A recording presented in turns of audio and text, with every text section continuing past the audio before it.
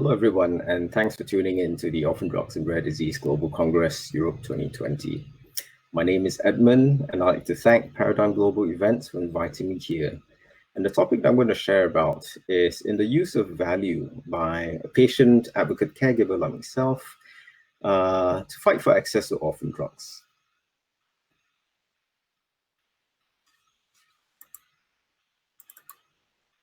Where I'm coming from, it's not about trying to define those components of value in healthcare. There's a lot of research and work that's being done in the area. There's no commonly agreed sort of template. So I'm going to stay out of that area, as well as the use of the concept of value in pharmacoeconomic models like ICERs and HDAs and all that. What I will be talking about is the lessons learned around the common language use on a broader sense of value with stakeholders. Coming from the angle of a PAC in fighting for access to orphan drugs, specifically more around spinal muscular atrophy, because it's an area which is close to my heart because my second son is born with SMA. And within the constraints of a middle income country, Malaysia. So we're in Southeast Asia. And in Malaysia, we have no rare disease plan. There's no national plan, although there is work in progress by a multi-stakeholder committee to try to create that. So despite the lack of a rare disease plan, some orphan drugs are actually reimbursed through dedicated funds, as well as through other department budgets. But at this point, we don't have a full consolidated view on how much is being spent or provided for orphan drugs. The system has a tax-funded healthcare system, as well as a private health insurance system. So a tax-funded system a bit like UK, private health insurance a bit like US. So we talk about leveraging the concept of value for access to orphan drugs. I've got to share with you where we started from. It was not long ago, this is around 2016, 2017, when we had a look at the landscape and the key stakeholders around to figure out what was the situation then. And the situation was poor, right? No one saw value in the need to treat SMA. So when we look at the medical professionals, even the community, we weren't well versed in the latest standards of care and what was happening. When you look at the politicians and government, when you look at the public, no one's heard about SMA. There's very little or no awareness. Even pharmaceutical companies, which should know about SMA because they've got clinical research that is happening overseas, had no interest in Malaysia. Partly because when they looked at the other stakeholder areas, they felt, well, it's such an immature environment. What difference would we make? So rather than wait for something to happen or wait for other stakeholders to actually do something about it, I think we have to recognize then, as a PAC, we had a voice. And that voice is enabled by a few things. When you can't go wrong talking about rights to life and health, you can't go wrong talking about the right to equitable access to life-saving drug therapies. You can't go wrong talking about leaving no one behind. And we start to sort of shape your voice around some of these immutable rights. And then tap what's available around social media, around traditional media. It was quite surprising that we found that our voice would be carried much further and much louder than we originally expected, that people wanted to hear. We also then set up a small nonprofit organization. Being small and young, of course, people would say, well, how are you going to compete with the bigger established organizations? But even then, it has its value being small because you can work at pace, you can work with a very sharp sort of purpose, you can create a very good, strong governance structure, very wide perspectives as well with the people that you bring onto the board. And as you started to speak out, and people would hear and want to hear more about SMA, we then also found that the values of different stakeholders do not exactly match. It's not that they disagreed with what we were asking for or what our advocacy was about, but there were different priorities. So, coming as a parent of a child with SMA, of course, the personal goals and needs are important. And to stop the deterioration of the disease, to actually extend his life, to understand that with disability, he still could lead a high quality life, wasn't exactly the same way that a doctor would feel. So his immediate doctor was instead think about, what's appropriate in terms of his care, right? Should we just palliative care? Should we be more intervention? Should there be more intervention? What is the intervention worth, and why are we doing the intervention? Can we actually change the course of the disease? How much work is going to be needed? And what are the realistic goals for drug therapies to come to Malaysia? So they would have different considerations. And as beyond this immediate doctor, as you go into the broader community of doctors, and you go, beyond that into the payer environment in Malaysia, essentially the payer environment is the government.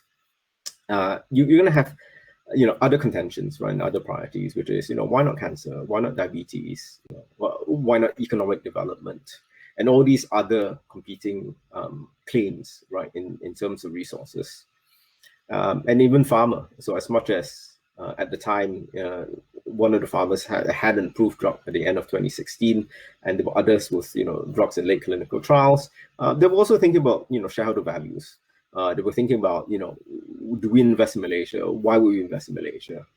And when we then think about even the general public, as much as they'll say, well, yes, I understand somebody needed to be done, but how about bigger causes? How about poverty? How about the environment? It doesn't mean then, though, that because the values don't exactly match, that we can't continue to try to discover and create values that do overlap. And we started first with then the medical professionals as well as the community, who at the time were not connected together. And it was literally bringing people together. Right. So if you look at the picture on the left, it's the first family day that SMA families from around Malaysia came together. So, and it's the first time that any of us had met so many, right? Well, of course, we had met most of them, but for everyone else to be then connected together in the same place was something that we hadn't done before. And at the same time of bringing families together, in terms of sharing then their life journey, sharing their aspirations, sharing their goals and their dreams, we had medical professionals and some researchers there as well. And it was good for us to start to understand that when we get people together, that's when they start to really understand the actual burden of the disease, and start to understand the impact, and start to also understand what are the possibilities of change that could happen. If you look at the picture on the right, we started to extend that model more to more health professionals, who then became members of our board of advisors.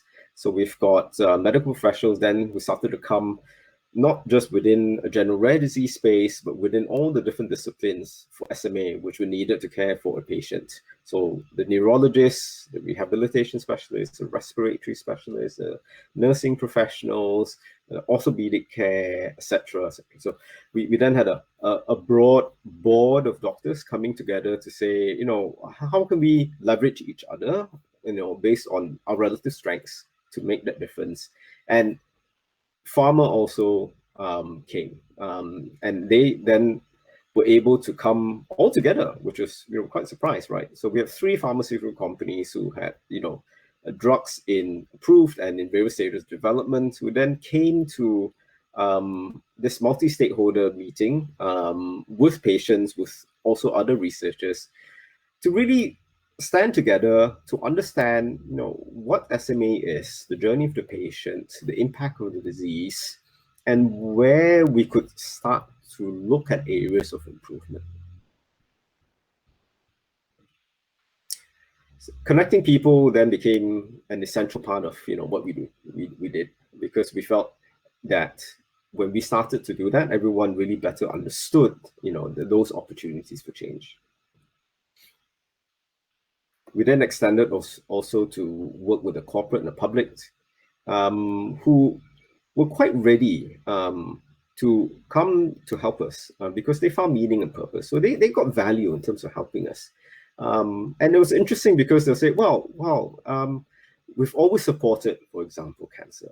We've never thought about something because we didn't know about SMA. But now that we do know, now that we better understand, that's something that we would like to do. We would like to help. So we're big corporates. So the picture on the left, called Maybank. So Maybank in Malaysia is like what AstraZeneca is, which is the most the largest capitalized company in the FTSE 100. It's like what Apple is to the S&P as well, right? It's the biggest corporate in Malaysia, and we had the chair lady herself, the chairperson herself, come with a board of directors and with a C-suite people, C-suite team to actually support not just one event, but a year-long program in supporting SMA. Over the right is also IKEA, who supported SMA plus other rare conditions. And that's extended now to a multi-year program in terms of raising awareness and making a difference to drive the message out to the public through all their stores. Sometimes you have to think about creating additional value. And I think that's why corporates also not just find meaning and purpose in supporting us, but us having to sort of think about ways in terms of in how we can add further value to their brand and to what they do. So a simple example is like for Maybank, you see that centerpiece they're working on became part of this art program, which they use to bring together, their directors to work on this collaboratively, to use it as a centerpiece, and to use then these various art pieces as part of the art exhibition alongside SMA patients who painted as well, and turned their HQ, the ground floor podium, into a huge art exhibition, in which then art pieces were auctioned, in which famous artists were also brought on board to contribute their pieces and work alongside us to fundraise. So what we got in return is really not just about the donations, but what was really important was this the value of the social proof, right? When you look at Maybank and the tens of thousands of staff, and when that message is cascaded from the top, when you look at IKEA and their reach, really gain that social proof across a large number of people of the need to treat SMA. And the integration of the corporate and the public voice is essential to actually magnify a small community, right? So SMA has about one child born with SMA a week in Malaysia. That's not by far the biggest number, the biggest disease area. So we are, obviously a relatively small community, in the whole scheme of things. But when you get big corporates and public coming along to support us, that's when they really help to then magnify that voice and magnify the cause. And that magnification is critical to actually get the politicians and the government to pay attention. Now, this example is an event that we hold. It's a charity ride for SMA, in which we draw not only deputy ministers, but more than one, as well as a wide range of stakeholders, from doctors as well to the general public, to fundraise and to actually sign up to saying that this community of patients with SMA deserve a better right to health and they deserve a better right to life. Why would politicians and governments sort of want to pay attention to a relatively small community? I think that magnification is really important, right? Because it gives them that credibility. So it gives the politicians and the government the credibility that they're doing something that's right. And it drives voter behavior, which we all know that that's something that's close to what they are looking for. So as they start to respond to our call to action, we have prominent members of parliament bringing SMA to parliament for discussion. We had the ex-Minister of Health inviting us to his office, introducing us to his senior leadership team in the ministry, to really understand what needed to be done, which then also led to his deputy then talking about increasing the budget for rare disease for orphan drugs in Parliament, with specific mention that of SMA as well.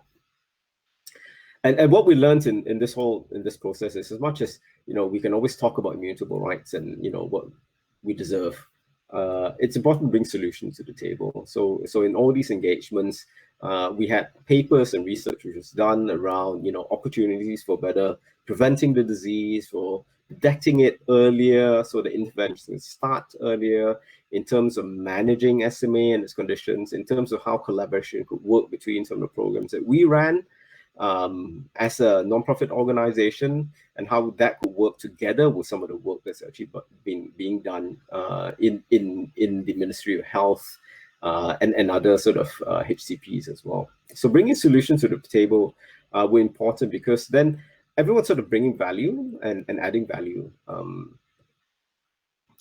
And when you get top political support, it really then drives the behavior of the bigger health authority. So where do you finally get to? So you think, wow, we've got, we managed to get patients together.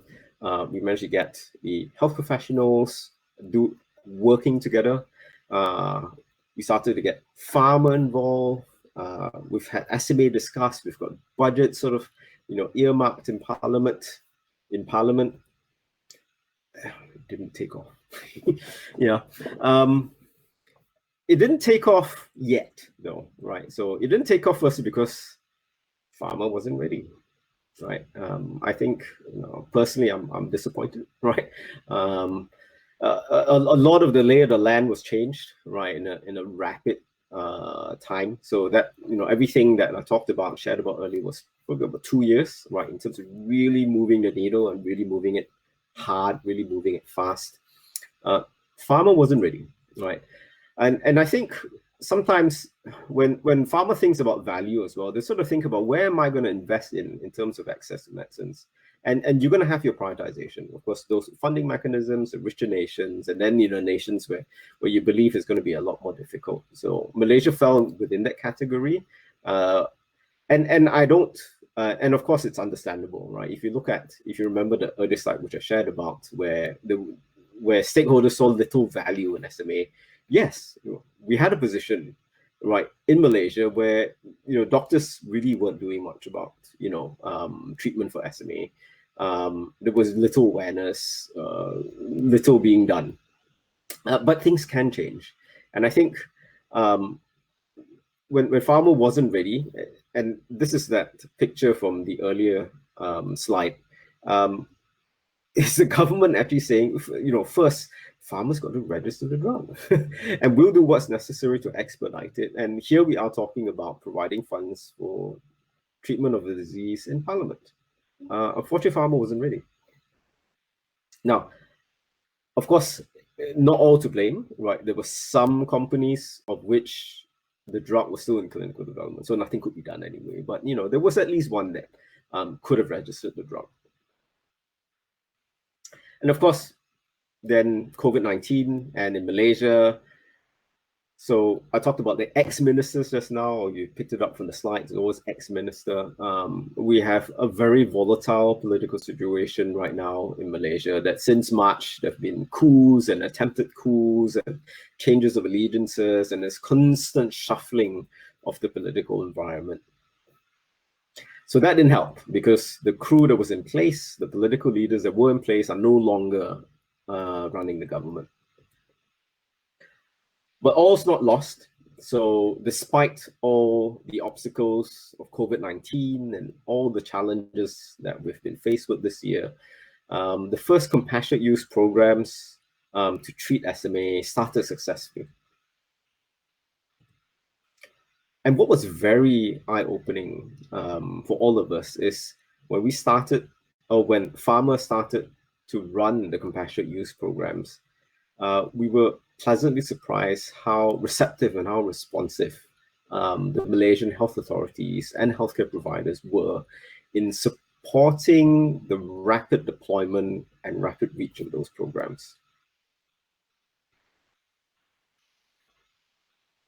But a compassionate use program doesn't provide the broadest or the most sustainable access, right? So as the fluidity in the government situation continues, we now deploy more time and invest more around the building blocks that still need to be built to support that long-term broad sustainable access. Things like the impact of living with SMA study. This is a study which is primed by us, it's delivered by the healthcare professionals, and is funded by pharma.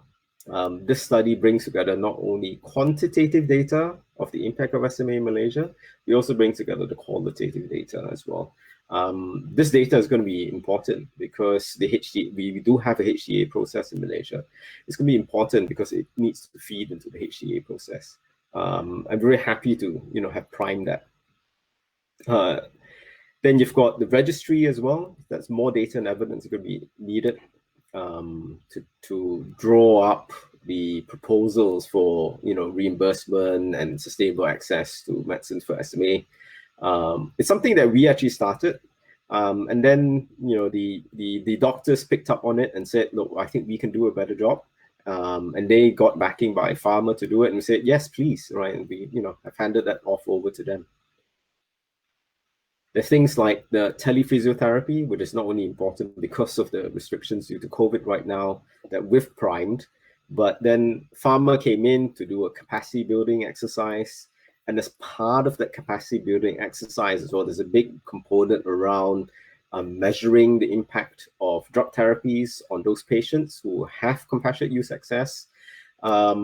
And that data and evidence is going to be part of then, everything that's going to be eventually needed for the HTAs and for the proposals that will be developed for the long-term sustainable access to medicines. And another thing that we're working on is a roundtable forum.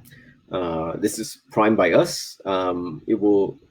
It hasn't been confirmed, but most likely will be funded by pharma and will be delivered by professionals as well, in which then the broad base of stakeholders, our intent is to actually bring them together to look at co-creating those solutions. It is also at these forums that it's important that everyone starts to talk about the different value drivers, right? When I started to talk about how values don't exactly match, and it's those topics that we must be talking about, right? It's those topics that we must encourage people to be upfront, because being therefore upfront is how people can start to understand that we are coming from slightly different positions, but we want to find common ground. And how do we get to that common ground?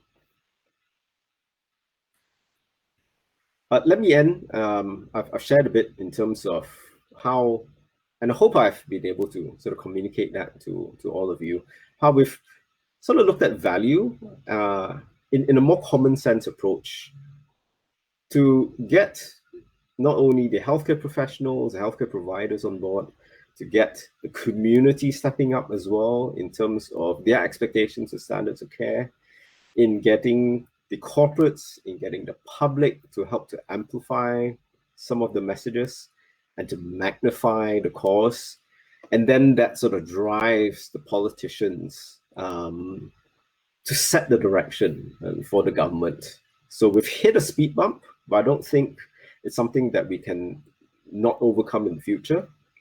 But provided that, everyone sort of remembers that there are always some takeaways. And one of my lessons learned is, there's no magic formula. So as much as all that seemed to have reached to a point that we could have secured, broad, reimbursed, sustainable access, things surprise us. So it's best to keep diversifying the work. For example, in terms of the other investments we're making in terms of building data and evidence and all these other programs. Rather than wait for stakeholders to bring other stakeholders to the table, I think PACs are uniquely motivated to do this, right? Because it's our lives, it's our loved one that's going to be impacted if it doesn't happen.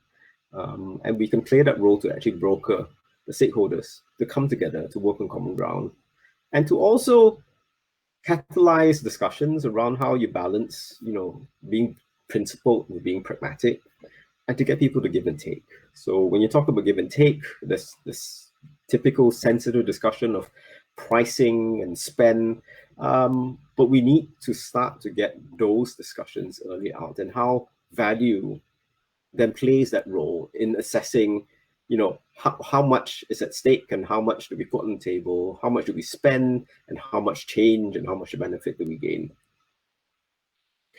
And by creating value together, to really think about improving healthcare, moving beyond this value as a point to justify either price or spend. Well, it does, yes. So, for example, when you look at the impact of living with SMA,